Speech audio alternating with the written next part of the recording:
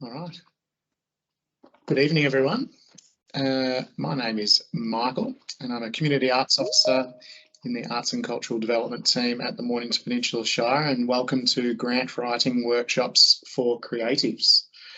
I would like to acknowledge the Bunurong and Boonwurrung people, the traditional owners of the land on which we are meeting this evening, acknowledge their custodianship of the land, and pay my respects to elders past, present and emerging for allowing us to be here this evening.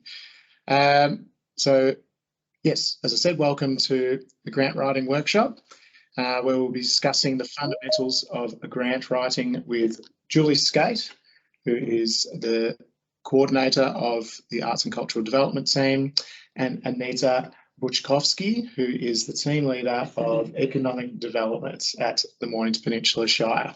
We will be taking questions through the question and answer function that's available through this seminar.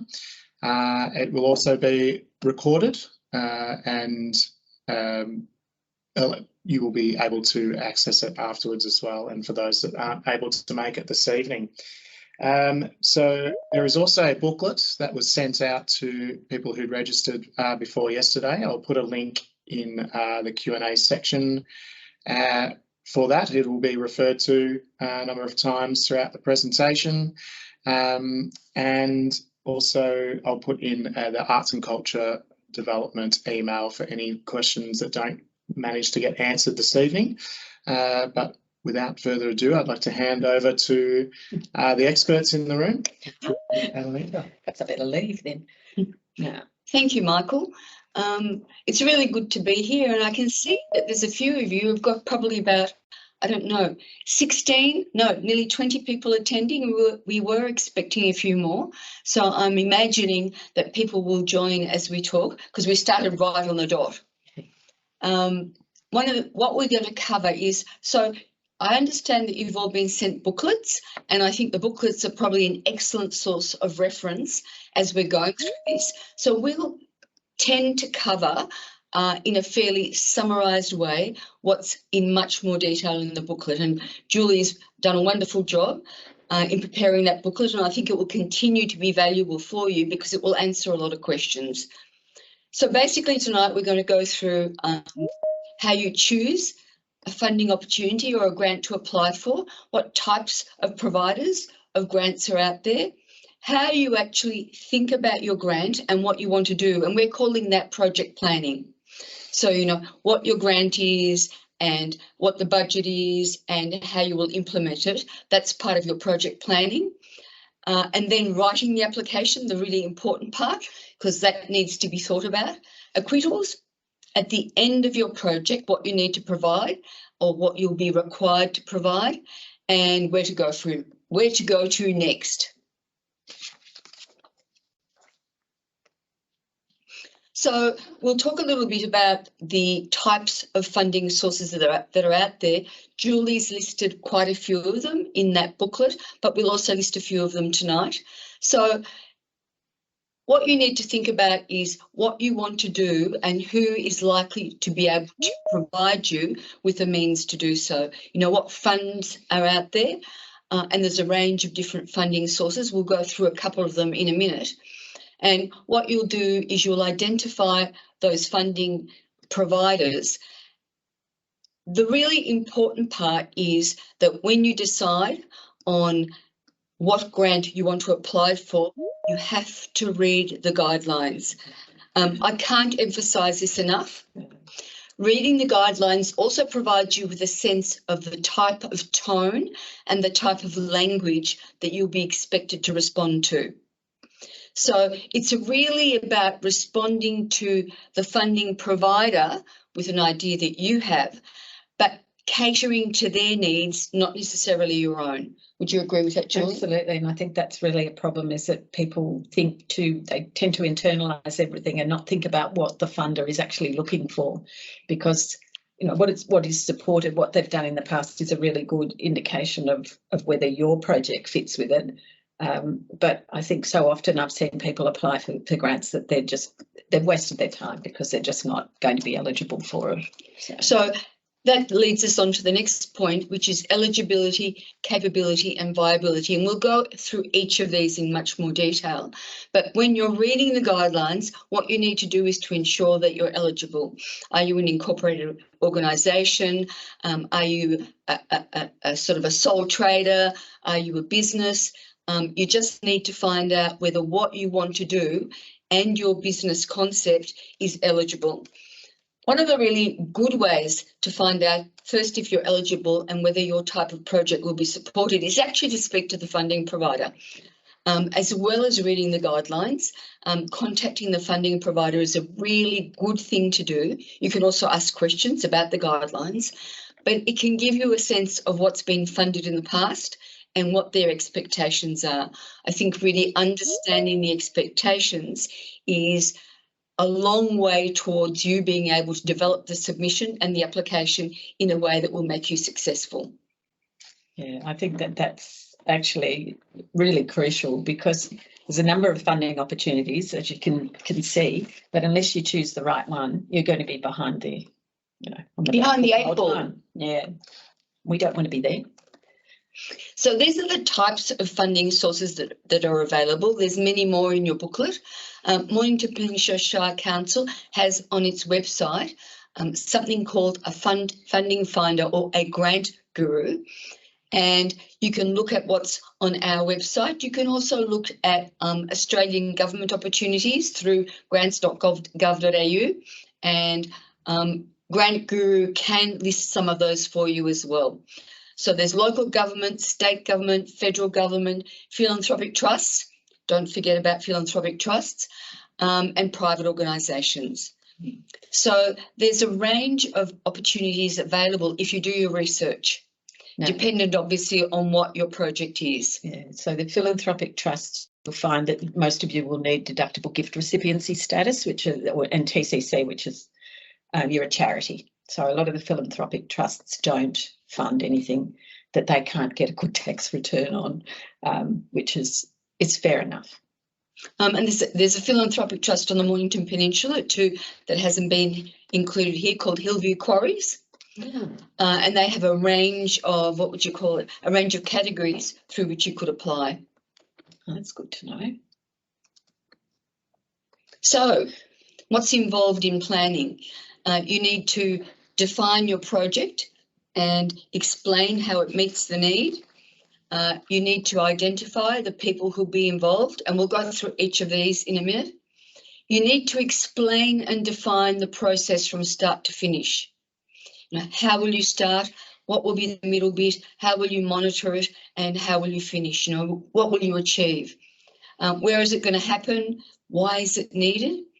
How will it be implemented? And how much will it cost? So the three vital elements that you need to cover are what practical, economic or community benefit will a project provide? So you want to do something, let's just say you want to apply for funding for a mural. What's the type of benefit that will provide economically or to the community? Clearly there'll be a personal benefit or a business benefit for you because you'll get publicity. But that's not the only thing that funding providers think about. They don't necessarily want to benefit you. They want to benefit the community, or they want to benefit the economy. So let's say, again, as an example, if your mural is in a little shopping centre, say on the Mornington Peninsula, and it's next to some shops, will people come and look at the mural? Does that mean that shops that are nearby, people might go there to get a coffee? So there's a whole range of different things that you need to think about. How will the community benefit? Will it inspire them? Will it,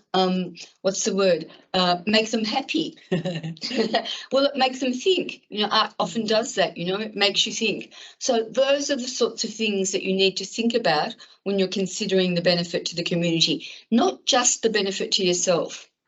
And that can be intangible too, and that's a very tricky thing to try and capture when in writing, is those intangible benefits, but it's something that you have to develop to learn how to do, unfortunately. Yep. And you might have examples, we'll talk about this in a minute, but you might have examples of previous projects where you can explain what the intangible benefit was. The second thing to think about is who might you partner with? Is there somebody that can provide you with financial support so that the funding provider isn't the only one forking out the dollars, so to speak? Is there in-kind support that you can receive? And who are the stakeholders that will be involved in the project with you? It might just be you, but there might be other stakeholders as well. One of the other things that funding providers are considering much more these days is how is the project sustainable? So funding providers are less and less inclined to just give money for the sake of giving it. They want to see that there's firstly a tangible benefit, and secondly, that as a business or an organisation or whatever you are, that they don't need to keep forking out money to you on an annual basis. How does providing this money increase your capacity or increase increase the promotion of your business or your artwork or whatever it might be, so that you can grow stronger?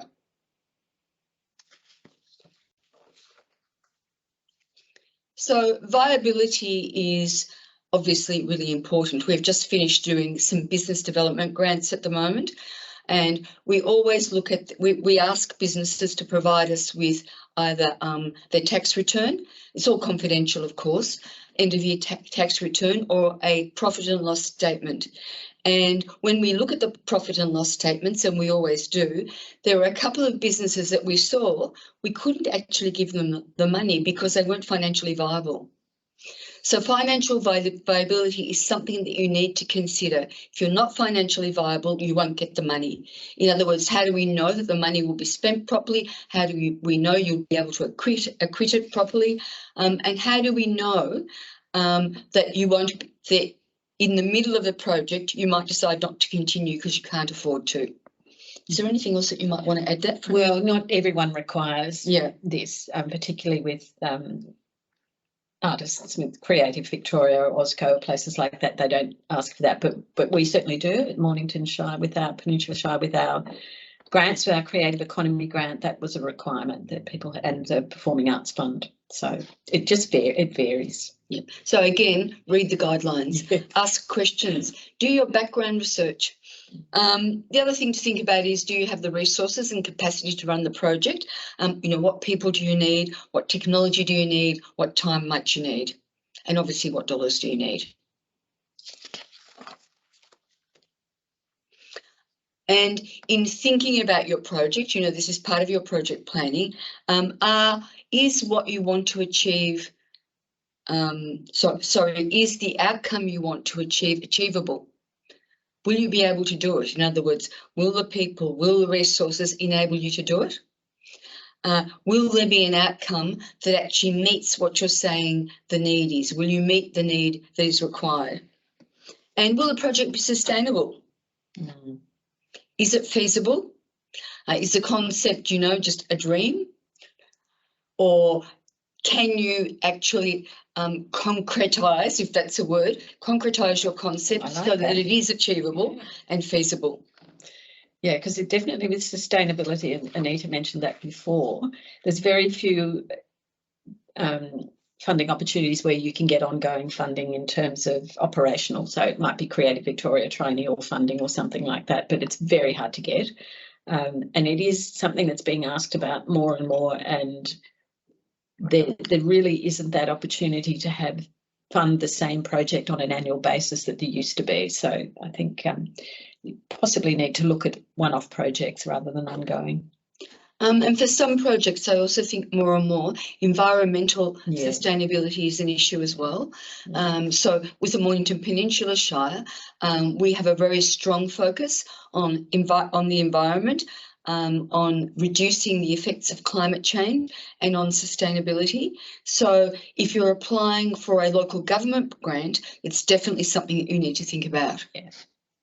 So in terms of your planning, you need to do some background research. As I said before, is your project something that the local community would be happy with? Are your major stakeholders involved? Can they provide you with support? Are they happy with it? And what's the story around your project? We've called it here a narrative. It's really good to tell a story. Now, we'll talk a little bit about this when we talk about the writing of the project, but the narrative also becomes part of your rationale. You need to explain why you're doing it. You need to explain if there's a need that you're meeting, and you need to explain how it will provide benefit. We talked a little moment ago about benefit. They're all part of your rationale. Is there anything you'd like to add to that, I'm Julie? still stuck on concretise. I think that's just the best word. I can see it on a T-shirt. Concretise your Yeah, ideas. Concretise it. Well, the only thing I was just going to say with that, I've added some notes about timelines, Gantt charts, full picture on how you're planning that project too, which is really, really important. So sometimes we'll talk a little bit in a minute about some hints about writing, but sometimes the best thing to do, in fact, I think all the time the best thing to do is not to just open up, usually you have to apply online, is not just to open up the website and start writing. Yeah. What we recommend, you can usually get a hard copy of the application. So what we recommend is downloading that hard copy, reading what the requirements are, and then on another piece of paper, just start scribbling the process of the project. In stages, the rationale, the methodology, if you want, the implementation, and then the outcome.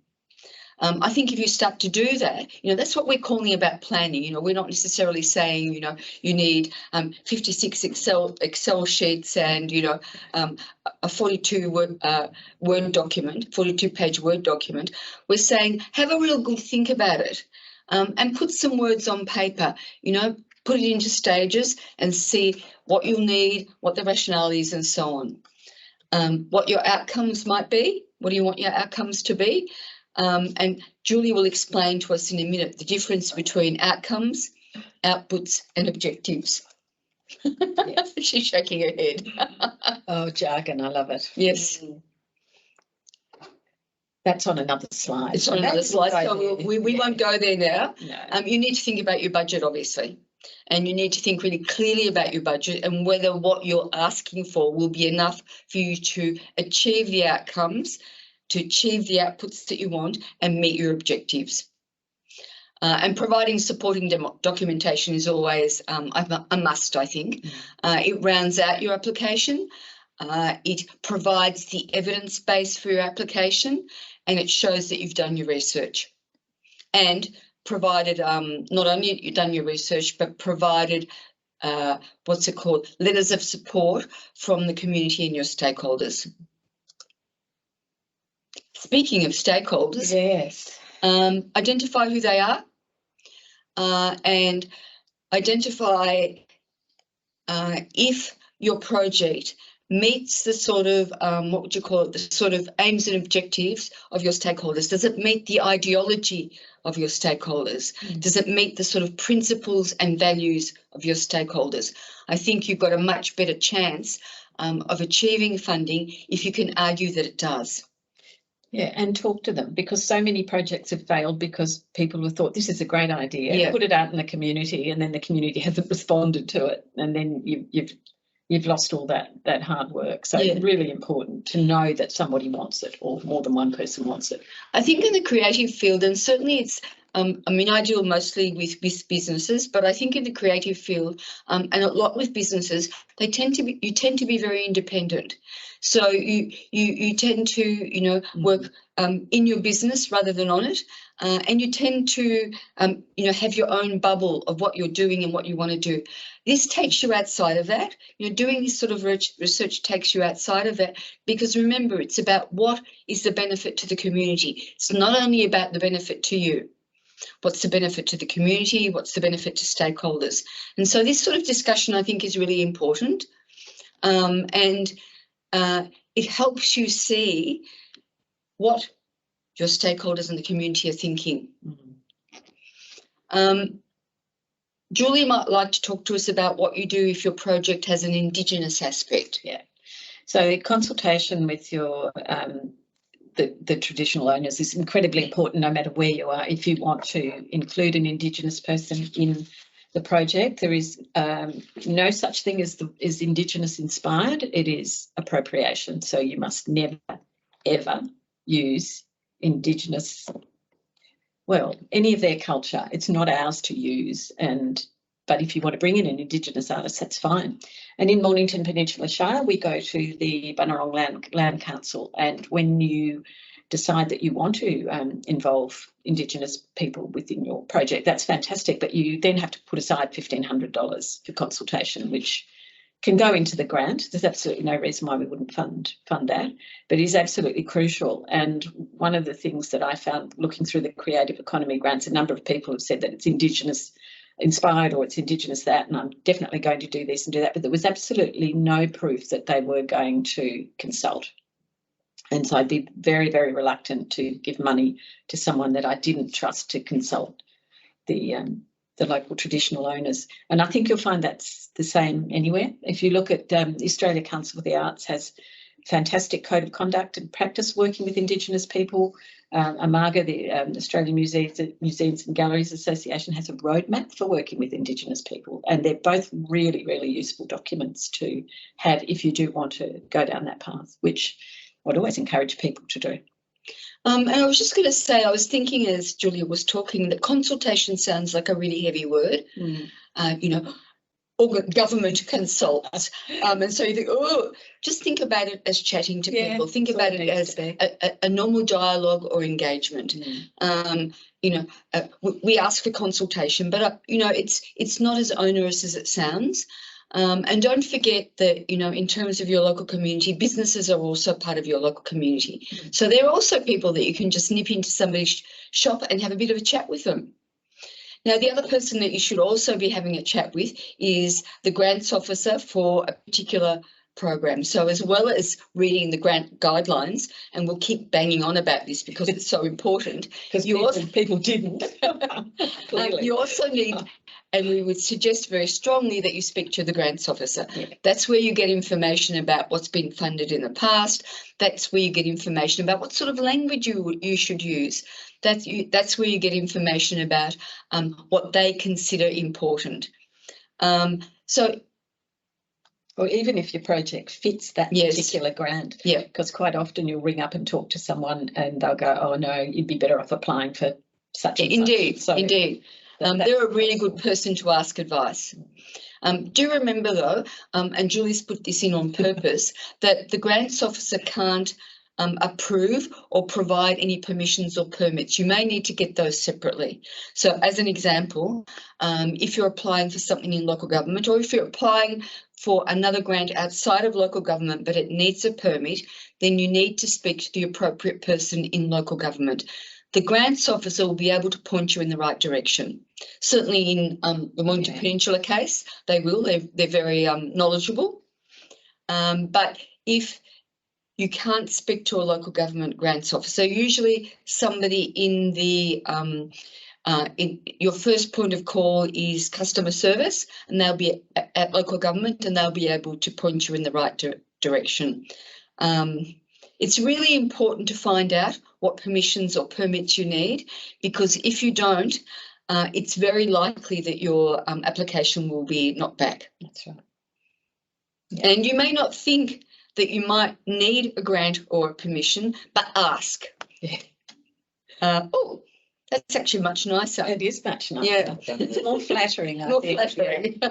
Oh, and I apologise that we're in this ghastly room because it really looks like a government office, government conference room, doesn't it? Except not a nice one from 30 years ago. Last but not least on this slide, letters of support. We've already, I guess, referred to those, and letters of support from, you know, it might be a community organisation, it might even be, I keep going back to the example of the mural, it might even be a business that's next door to the mural saying, you know, this is a fantastic initiative for our township. We really like, you know, we really like the idea of street art, whatever it is that it might be. All of those things are really useful and will add a tick, if you want, to the case that you're making for in your application. Yeah. And a letter of support from yourself is not a letter of support, and I have had those. Of course, you want to support your own project, and you absolutely should. But in this case, it could be a gallery where you're going to exhibit, or it might be, it could even be, as you said, local businesses. It could be an event. Could be an event that you're at, yeah, but that's where your permits come in, that's for sure, with Yeah. your events. But there's a number of ways that you can be supported, and it can be through the artist that you're going to have in the exhibition with you who's saying that, yes, I'm going to be a part of it, because actual confirmation that that artist is part of it and that gallery is going to exhibit the work is pretty important too. What about different departments within a council providing letters of support? No one from local, no one will in this situation. We couldn't have, we'll go back to the mural, we couldn't have someone say if the mural's on a sports ground, we can't have sports and rec saying. No, yes, it would be a that's conflict fine. of interest for Yeah. local government Complete to conflict. provide a letter of support for an application being made to that local government. Yeah. A good question. Good question, Michael. Yes. So the rationale, we're going back to some of those slides that we, I guess, had an overview of previously. The rationale basically means why the project is needed. Why are you doing the project? Why are you undertaking the project? And what need are you meeting? Is there an issue that you're addressing? Is there a need that already exists? How will your project address the need? And how will it improve, I guess, the prospects for the community in the future? Now, given the variety of projects that you might apply for and all the different areas that you come from, it'll be up to you to decide how it might improve the prospects of the community. But again, think about that as sustainability element. How will your project be sustainable? How will your project be received? And what is it about the project that addresses that need, which means it will be well received? Does that make sense? Now, I'm going to read out something that's a little bit long. Please do so. But just recently we were given a Business Victoria local living grant for a project down at Rye. And so I'm just going to read what I wrote, which they came back and said they really liked, which was interesting. So this is a rationale? This is the rationale. This is part of the rationale to one. It's a response to one of the questions, which I can't quite remember which one it was. But so what I'd written was, our aim is to take a proactive and artistic approach to addressing graffiti vandalism. Buildings in our community are repeatedly being tagged, frustrating the locals with the constant repetition of graffiti removal and retagging. To ensure that the space created will be used by young people and as a place of cultural enlightenment, extensive consultation is planned with the local traders, artists, the Youth Advisory Committee and traditional custodians. So that's just one part of a question. I think there were 6 questions, but that was just one for actually explaining why we needed it and how we are addressing them. And who the stakeholders were? Yeah, well, we've got 5 stakeholders listed in that, just in that one little section. So but it's succinct. So yes, we'll move on. More rationale. More rationale. It's important. It's really important. So you might find examples of someone or some organisation that's done something similar to you in the past and that has been successful. We highly recommend that you either attach that as an attachment, or that you reference it, say, in the application as a URL. So you could reference it as a URL. Or you might reference things that you've done in the past that have met a similar need and provide examples of that. Have there been likes on Facebook? Did you put it on Instagram? Anything like that that supports your case. So a similar project could be done by you, could be done by somebody else, and you reference it and indicate what it did and what it achieved and how it met that need.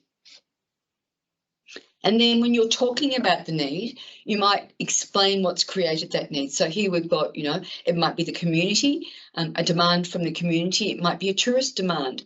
It might be a need for expansion or career development on your part. But, if it's those more personal things, you might want to reference other people who've done similar things in the past and how it has advantaged them, rather than just talking about your own personal experience. because really talking about your own personal experience doesn't tell us a lot. We like to know what you're doing and how other people who are doing similar things have achieved what they wanted to achieve. So, in other words, we're saying support your statements with research or evidence to justify the issue or need. Most often in submissions and applications, this is the part that's ignored. Yeah. Because in some ways it's the most difficult part. It requires you to do, again, some thinking. It requires you to do some research. And that's why, firstly, you shouldn't start a submission at the last minute. And secondly, you shouldn't just type into the submission on a website. You should, in fact, create a Word document, but we'll talk to you about that in a minute. These are the sorts of places where you might find sources of information that support the need for your project, but also state government arts organisations. You might be able to name a few, but it might not just be our state government. It could be in another state, or it could be even in another country. Countries like the UK and Europe are often quite a bit ahead of us, and they might have done something that you want to do and it's been successful. Reference it. Tell us about it. Yeah. Implementation. So, in terms of implementation, you might recall we talked a little while ago about writing out the stages of your project before you begin hammering it actually into the application form. So, you've got your beginning stages, which is thinking about the need, providing the rationale, thinking about your methodology, how you're going to do it, and then the implementation. The implementation is, in fact, more than the methodology. The implementation is the process of actually undertaking the project or whatever it is. And what we like applicants to do is to provide us with a work plan. It could be in a little chart. It could provide us with a little timetable or a project plan. As long as we can see what the stages are, how will you actually go about doing the project? What will be involved? Who will be involved? What time will be involved? How much will it cost? Again, this is assisting you to understand how much money is going to be involved and what you will eventually apply for in terms of the budget. We also want to know who's running the project. It could be just you, but it could be larger than that. There could be a coordinator, you could have a manager, or there could be any number of people that are working with you to deliver this project. And what are the materials? But let's just say, because I keep going back to this example of the mural, what paints will you require? Will you require a cherry picker to get up high? There could be all sorts of things that you will require for a project like that. And you might like to also talk about who the suppliers are and what the cost of those materials obviously will be. That will be part of your proposal. And again, any permits or permissions that are required and how much they will cost. I think Julie just talked about how if you need to engage with the Bunurong Council here on the Mornington Peninsula, there's a one-off cost, I think, or an upfront cost of $1,500. Yeah. So you'll need to detail that as well. And then one of the really important things is there might be a whole range of other people who are involved in your project who you won't be paying. There might be volunteers, there might be donations of equipment, goods or material. That also forms part of your budget, and that shows that you're allowing for an in-kind contribution. So you might be asking, let's say, for $15,000, but you have an in-kind contribution of $20,000, which we then balance against it. So we can see, there's actually a really good contribution, even though it might be cash. It's an in-kind contribution of $20,000 and your project costs $15,000. We'll talk about this in a minute, but one of the things that we assess is value for money. And if we can see that there's a really good in-kind contribution and less of a cash request, then we call that value for money. Okay, my favourite. Yes, so you can talk about this. Look, my very first grant application. I got so confused by outcomes, outputs and objectives. I think I got them all around the wrong way. But your outcome is really the problem that you want to overcome, or what you want your project to achieve. So that one's fairly easy, because you can say, go back to the mural, we've got graffiti on the wall, we want to stop graffiti. So outputs, what the money will be spent on. And then the objectives, which is the result. Now, this is where it gets a little bit tricky, because specific, measurable and realistic is what we really want to see in the way of objectives, and that's very hard with all these intangibles and things. But if you can actually manage to explain the short and long-term impact, that's a really good thing to do. Quantifying how the output will provide these benefits and who the beneficiaries are, and that evidence, so that you can, it's really hard to prove that there are benefits, but if you can do that, that's a fantastic thing to do. And value for money, Anita just mentioned that before, that people do want to see that. They want to see that you've got a contribution from elsewhere, or yourself, or you've really thought carefully about how that money's going to be used. But that's sort of covered quite a bit in the booklet. So I think just well, one of the things to remember also, sorry, Julie, in terms of value for money, is that generally speaking, these sorts of applications are a competitive process. Oh, yeah.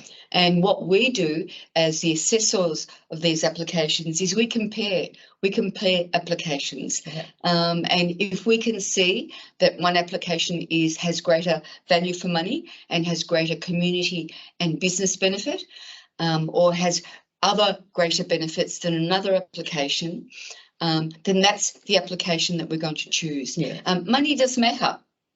Yeah, it's a tricky thing though, because I mean, I've been an Australia Council assessor, and generally for arts projects for organisations, and so you get some extraordinary applications coming through. The work is, you know, it's going to be an amazing project and you really want to fund it, but it's been let down by showing how that money is going to be used, or it's being let down by not having enough supporting material, which is really hard. And we had over 200 applications as a team of about 15 people. We're assessing, we're all around these big tables, goes up on the screen. We start off with this list, and then people move up and move down and move up and move down until you end up with the 15 or so that can be funded. And it's a really hard process, because you can see what they refer to as unfunded excellence, which is incredible. Unfunded excellence. I hadn't heard of that before, unfunded excellence. I think they're the only ones who use that term, because it's really, they're trying to let people down, because they know that it's good, but quite often, and it's hard to get feedback from them as to how your application went, as to what you needed to improve. And that's why it's good if you apply for these smaller grants, because you've got an opportunity to actually speak to people who might be able to give you some feedback. But it's a really tricky thing, but that value for money is coming in far more often than it used to, that's for sure. And in that assessment process that Julie just described, it's often based on a point system. So, you know, out of 5, how explanatory and how revealing was your rationale? Mm-hmm. You know, some people might get 1, another might get 4, somebody might get 5. So every aspect of the application is assessed, and it's often, I mean, we make comments as well, obviously, but often it comes down to a numerical assessment in the end. So, you know, we have to be, and most funding providers have to be open and transparent in how they assess applications. And this is one of the ways in which we do it, is to assess each of the elements individually, on a sort of a numerical basis, and provide comments.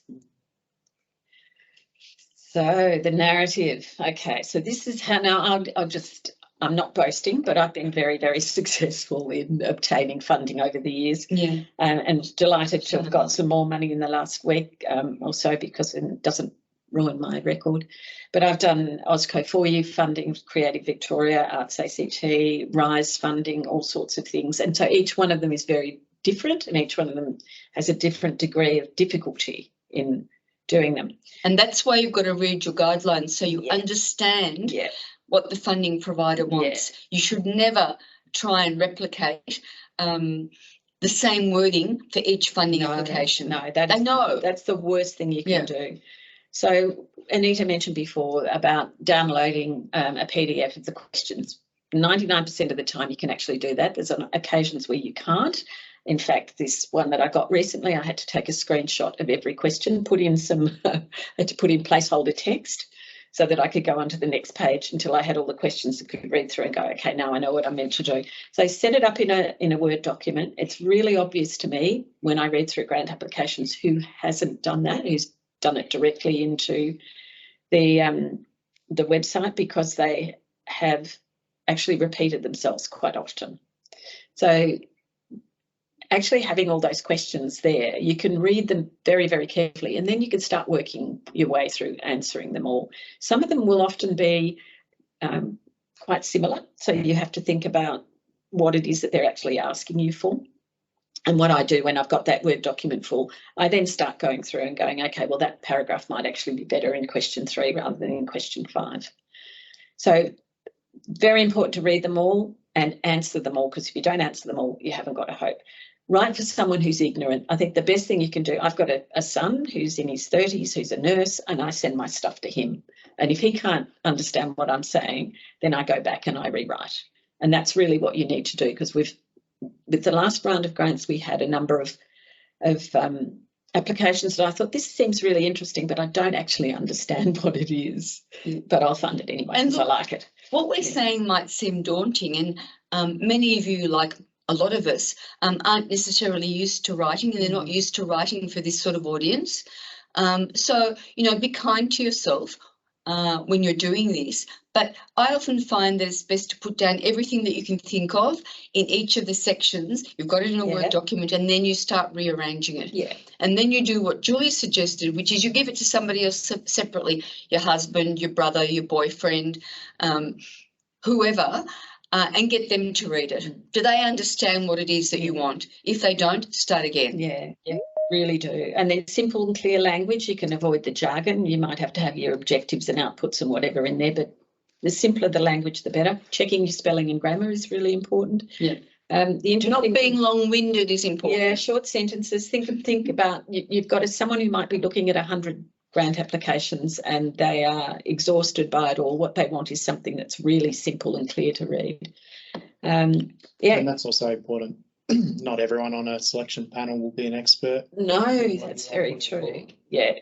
They will not, particularly with local government, there might be somebody from community engagement, or in my case, I had someone from PPMO, which I don't have any idea what that stands for. But it sounds great. But you might have somebody, so in local government, you might have somebody from the planning area, or you might have somebody from the environmental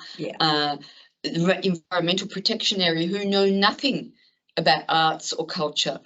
And so you're try and write for an audience who may not understand what it is that you want to achieve.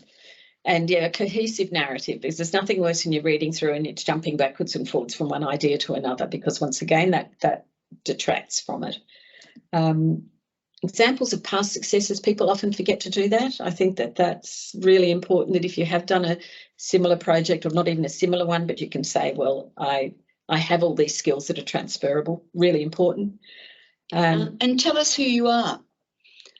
Tell us who you are in your narrative, I think, as well, is a really important thing. Again, sort of referring back to my own experience in dealing with businesses, there'll be a short business description, but there won't be any indication of who they are. Put a website link in. Anything that, put in your Facebook. Anything that personalises. Anything that personalises it, so that the person assessing your application can get a sense of who you are as a creative. And then don't talk too much about problems as opposed to solutions. It gives a very negative vibe. I did have a few of those. I must admit, I've had a few of those. I have got examples in the booklet of things that are written and not well written, but I just found that quite often, people are very passionate. Artists are very passionate about what they do, and that's wonderful, and your passion should come through, but it's not okay to actually make the person who's reading it feel guilty, because that's just, that negative vibe is just like, if you don't fund me, this will happen. Okay, there's been a bit of that. So just put your passion in there, but it's got to be in a business-like manner. And then the basics, specifications of page length, word count, page margins, typeface. Now, there are some smaller organisations that are funding bodies, like also generally the philanthropic ones, who are very particular about this. They'll have a document that they send out to you that you fill in, and then some of them even want their acquittals on a stick. And if you try and send it any other way, flash drive. She means a flash drive. USB stick. Not one of those sticks that gets carried around. Absolutely, with the rubber chicken on the end of it. Yeah, no, that's what you do. That what a great way to do an acquittal. This is what I think of your acquittal. Here's a stick. All right, we better move on. Just to have a question. Yeah. Just some clarification around when it's needed to consult with the Bunurong Land Council.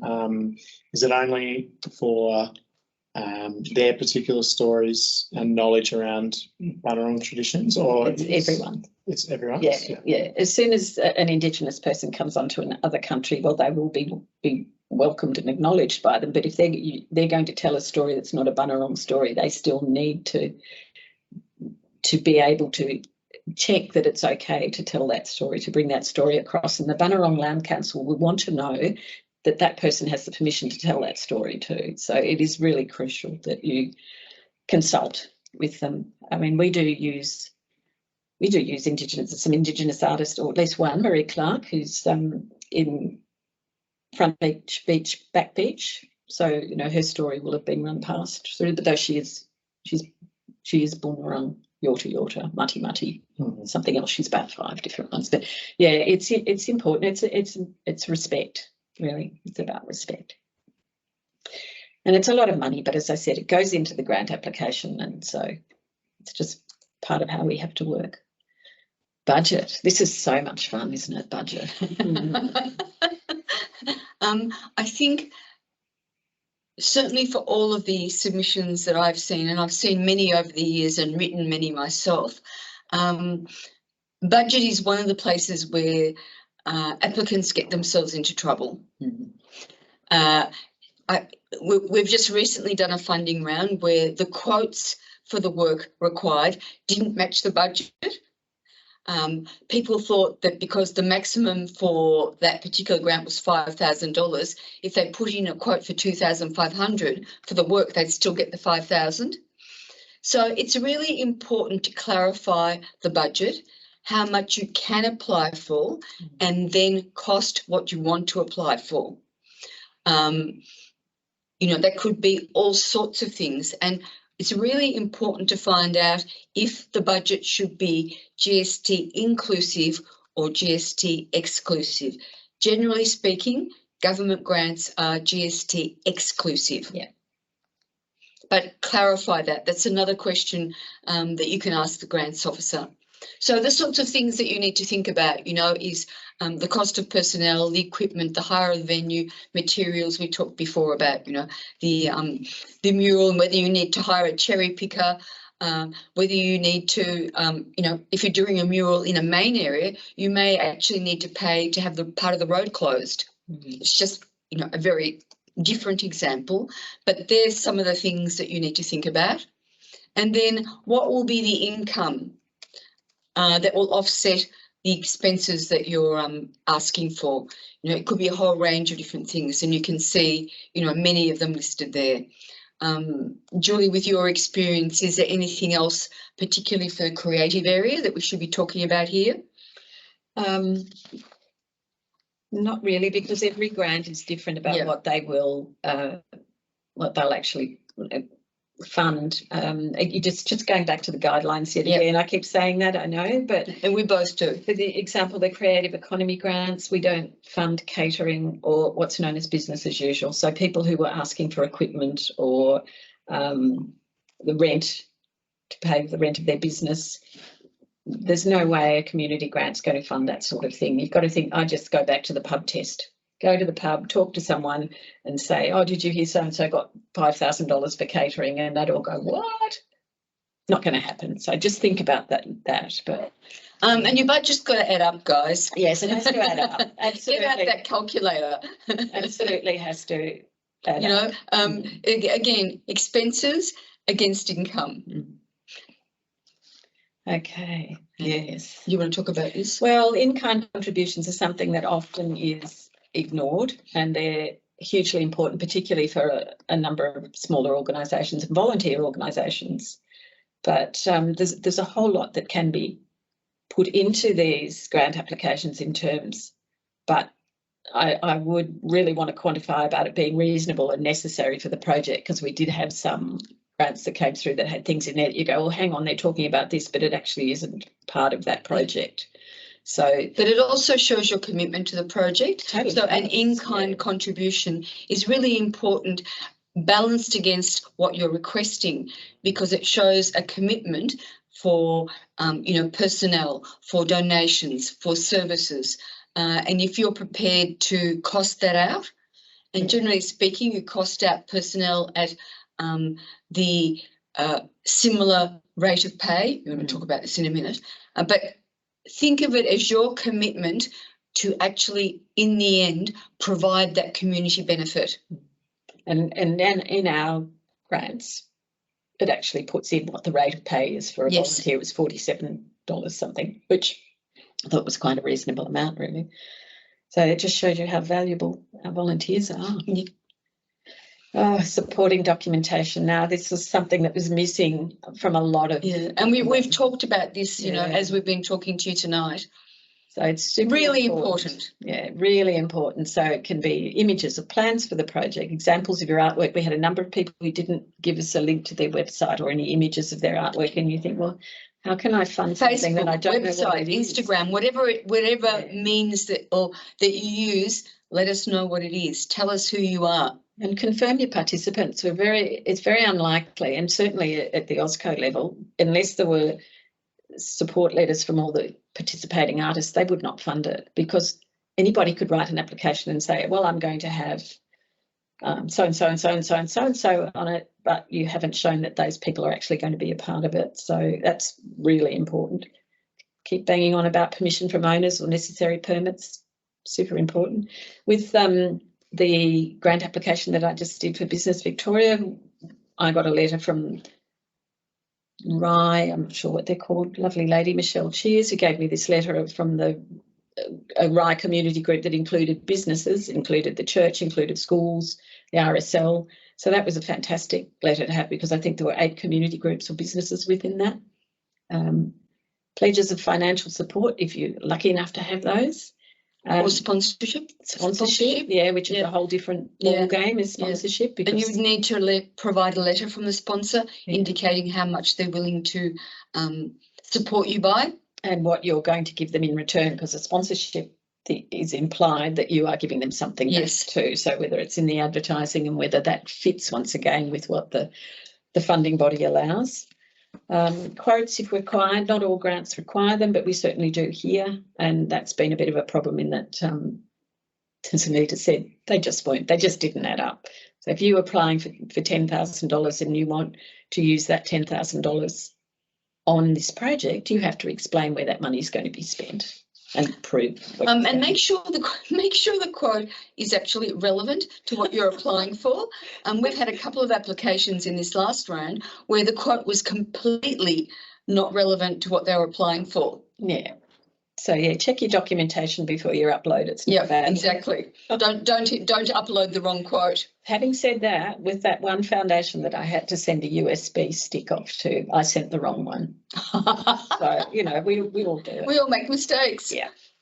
I should have sent a stick, not a USB. But anyway, now acquittals, I forgot to put as much as I'd like. Oh, sorry, I just ran out of time to put all this information about acquittals in the booklet, but I will do that. So, acquittals, you've generally got 12 months from the time of receiving your funding, and it's really important that you start your acquittal process right at the very beginning, because the last thing you want to do is get close to that 12 months and think, oh my God, how did I spend that money? Who came? Where am all the contact details of the people who have participated, and you haven't got any content that you can put in, which is essentially the acquittal's asking you to show how the money was spent more than anything. Yeah. So it's really important. So what I suggest, and this is what Julie is saying, is that you monitor and record your process. sorry, not process, progress. Progress, yeah. The progress and the process, I Yeah. guess. You know, even if you've got like a notebook and you write in your notebook as you're going along, then at least you've got the information after 6 months, after 8 months, and you can look back at what you've done to monitor and record both the process and your progress. Yeah. You'll be much better off when you actually come to doing the acquittal, because we want to know, or any funding body wants to know, how you spent that money and did Yeah. you spend it the way you said you would? Yeah, so sometimes you do have to provide receipts. Not all of them want that. Statistics, really important, because they're relatively easy. If you've got an exhibition or you've got, you know, it's performing arts or you've got an event, you can actually capture all of that sort of thing. Really important to hang on to anything you can around promotional material. So if you manage to get into the local paper or into Arts Hub or wherever, I think it's really, really important that you have those things there, reviews, all of that sort of stuff. I think I put some notes in here that just says qualitative data can only tell one side of the story. Think about how you might capture more information, like participant satisfaction or impact on participants. So surveys. In other words, what are people saying? Yeah, surveys, quotes, qualitative. case studies.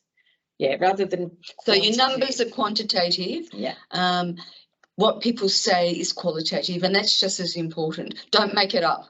No, don't make it up. That's I mean, if you've talked about Insta and Facebook, you'll often get comments on there, do little screenshots of them. It's great to have all of that sort of stuff. So if you want to start your acquittal, you actually go back to your application and have a really good read of it again, and then you can get a sense of what you are being asked to provide in the terms of an acquittal report. But back to outcomes. So highlights and key achievements, really good place to put your statistics in. What have you learned or what would you do differently? Now, AusCode generally asks for these, for reflections on what you've done, and that's not a bad thing to do anyway. Even if they don't ask for that question, it's a really good idea to reflect. And once again, you can work in your feedback from your audience or participants. But if you did face some challenges, use it as a learning opportunity. I think it's a really good thing to say, I wanted to run 5 sessions, but we found that 4 was better, 5 was stretching it. Nothing wrong with that. Absolutely fine. Yeah, I agree completely. Yeah. So this is sort of going back to, if you need to change your project from the original application, you need to go back, because you'll often be asked how did your project change. And certainly during COVID, everybody would have been massive changes. But actually going back to that grant manager and saying, look, this artist has pulled out and this venue has gone, so I now need to do this and this, and to get that permission from them is really important. And they may ask for a variation. I think that's what we do here. It's called a variation. It's a variation here, yeah. And obviously we did a lot of that during COVID. Yeah, yeah. So it's really important that you discuss your situation with them and look at any possible solutions. Don't ignore it. Don't ignore it, because otherwise at the end you'll be freaking out. Yeah, and you can't. And you may be asked to repay money. That's true. Yeah. And acknowledging the grant provider. It is really, really important. And sometimes they're very specific about what they require, but generally it's the logo and marketing material which they will want to see evidence of. Acknowledging them in a speech at the start of the event, annual reports, anything that you can do where you acknowledge them is a really good, it's a way of getting a relationship going. It's always a requirement of funding and it's often forgotten. So make sure that you do that. Well, that's it. Quick recap. And of course, we've got read the guidelines at the start. Yeah, look, we can't emphasise how important it is to read the guidelines. And I do apologise if we're sounding like a broken record, but so many applicants don't. Again, from the guidelines, you'll get a sense, firstly, of what's required, but also the guidelines provide you with the language that you might want to use in your own application. You know, there might be keywords in there that you can use to indicate that you've read the guidelines and you understand them. Reading the guidelines also helps you understand that you are actually identifying the correct funding source. One of the things that we said before was don't try and rehash an old application into a new one for a different funding provider. it doesn't work. No, it doesn't work. It's like, you know, using the same resume for any job that you might apply for. It doesn't work.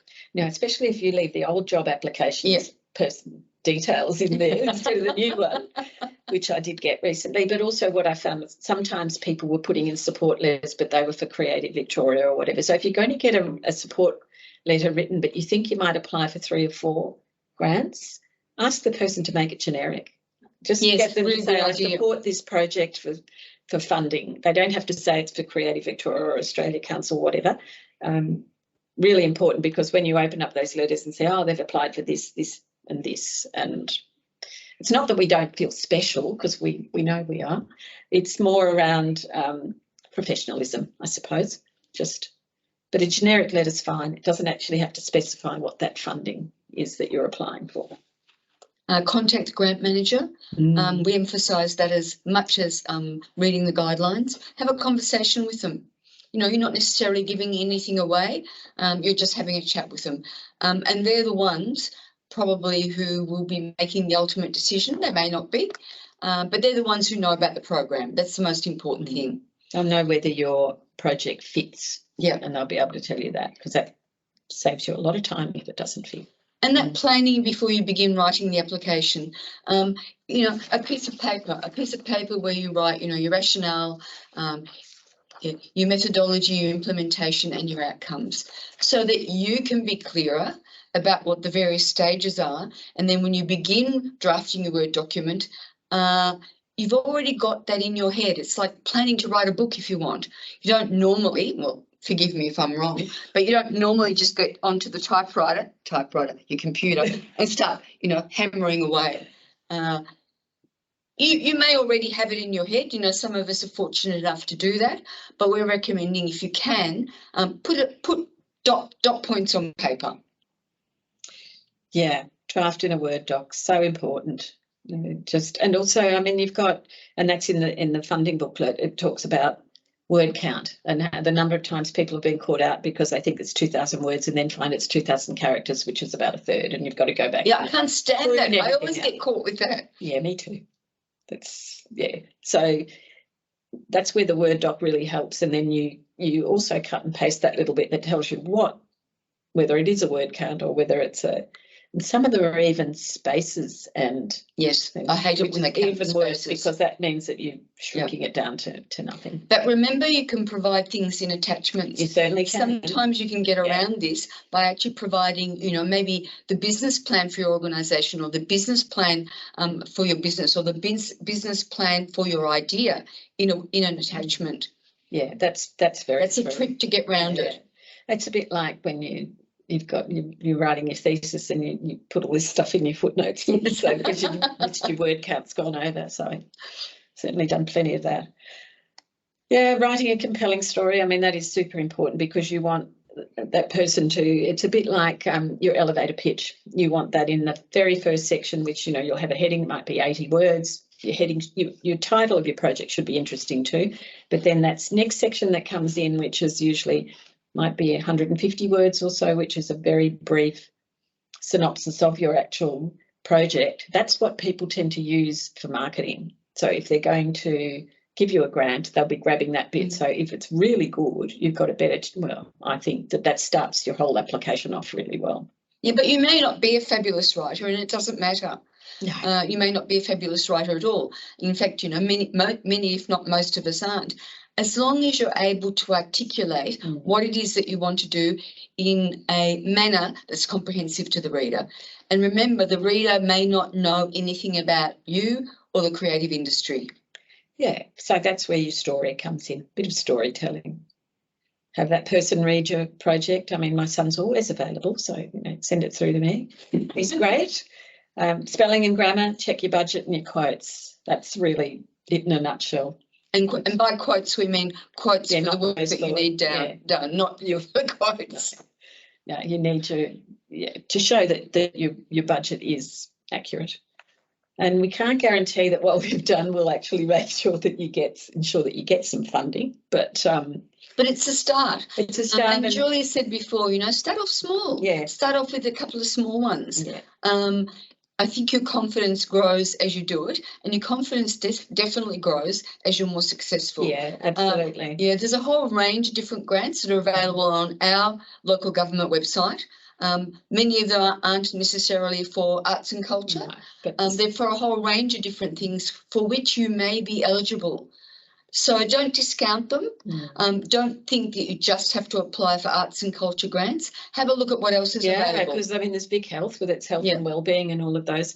And the good thing about Grant Guru is that on the side of it, it has like a little meter from easy, hard, difficult, might need assistance and forget about it. kind of thing. In Not terms really, of the but difficulty with yeah, the degree yeah. of difficulty. So that gives you a good indication. Mind you, it did say that some of the OSCO runs were easy, and that's not entirely true. But it's just worth getting onto those sites and having a good look at what's available. So if you've got any questions, you can put them into the chat now. Or if there's questions that you want to email, Julie and Michael will be really, really happy to answer those questions. Yes. Well, thank you so much. It was wonderful, very comprehensive. And yeah, there's lots of information outside of this workshop, including the booklet that was sent out to all registers for this event. But we're going to make that available on our website. The best way to keep abreast of all of those updates is to head to the Arts and Culture website and sign up to our e-newsletter for more opportunities like this, probably some updates around this as well. And when the video goes live, if you didn't manage to see the whole presentation, you'll be able to see that as well. So You should talk about professional development for next year too. would you like to do that? Would I like to do that? You're closer to the microphone, I think. I'm closer to the microphone. Right, so we are going to be running a series of professional development workshops, which will be open to everybody, and they will be Arts Law will be delivering one on contract law, and on another one on copyright. We'll have one on marketing, and that'll be a 2-session one, I believe, because it's quite comprehensive. But marketing it's all for creatives, and then the final one is wellbeing for creatives, because Anita did touch on that a while ago, that creative people are often working on their own, and I think there's a real need for that sort of thing. So if you sign up to our e-news, you'll get all that information, and they'll be run over 2023. That's right. Well, thank you all for being here this evening, and thank you, Julie. Thanks, everybody. Have a really good evening. And go home and concretise. Yes, and do send emails if you have anything that you want And to follow up questions, with. Yeah, yeah. because sometimes you leave these sessions and it all starts to Yeah. come out then. So thank you so much, and we'll see you at the next one. Bye. Bye.